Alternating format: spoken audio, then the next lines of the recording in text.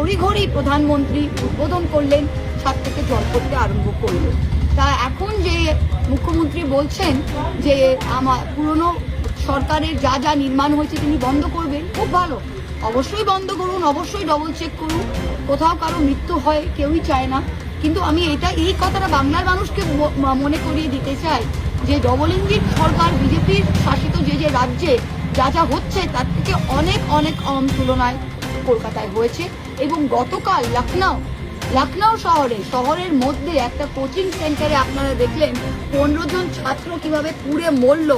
এখন অবধি আমরা কি অ্যাকশন নিয়েছি তা কিন্তু দেখি। মধ্যপ্রদেশের মুখ্যমন্ত্রীর আত্মীয়দের নামে এই অভিযোগ এসেছে, মন্দির চত্বরে মহাকাল মন্দিরের আশেপাশে প্রচুর জমি তারা কিনে রেখেছেন, যেখানে সড়ক তৈরি হয়েছে। এক্স্যাক্টলি। তা এইটা যদি কংগ্রেসের সরকার হতো বা কোনো বিরোধী সরকার হতো, প্রত্যেকটা মিডিয়া এতক্ষণে ফুল টাইম নন স্টপ এটা টিভি ইন্টারনেটে এটা বারবার চালিয়ে যেত।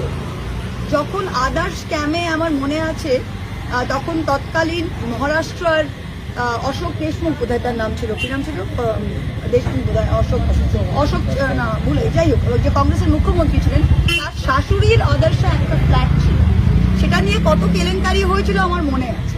তা আজকের দিনে দাঁড়িয়ে আপনারা পরপর দুদিন, গতকাল দুটো পিস অফ নিউজ বেরিয়েছে। এক হচ্ছে রাম মন্দিরের যে ট্রাস্টটা, সেই ট্রাস্টটাতে 2020 না 21 সালে অডিটর ফ্ল্যাগ করে বলেছিল 3500 কোটি টাকার এখানে কাঁচা ডোনেশন মানে কেউ যাচ্ছে, কেউ ক্যাশ দিচ্ছে, কেউ সোনার একটা হার দিচ্ছে, কেউ একটুখানি অলংকার দিচ্ছে, রুপোর 3500 কোটি টাকার ডোনেশন করেছে, কোনো খাতা কলম নেই।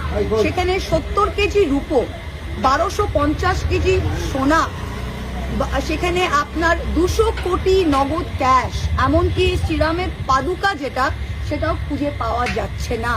এবং চম্পট রাজ, তার নামও একটা চম্পট, নামটাও বেশ ভালোই রেখেছে, চম্পট রাজ, তিনি নাকি সেখানকার ইনচার্জ। সে চম্পট রাজ কোথায় লম্পট হয়েছে এখনো আমরা সেটা কিন্তু বুঝতে পারিনি।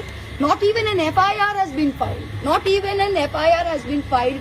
সিন্ধি অ্যাসোসিয়েশন তারা বলছে আমরা 200 কিলোর মতো ব্রিক্স পাঠিয়েছি, 200 silver bricks we had sent, we don't even know যে সেটা কোথায় গিয়েছে।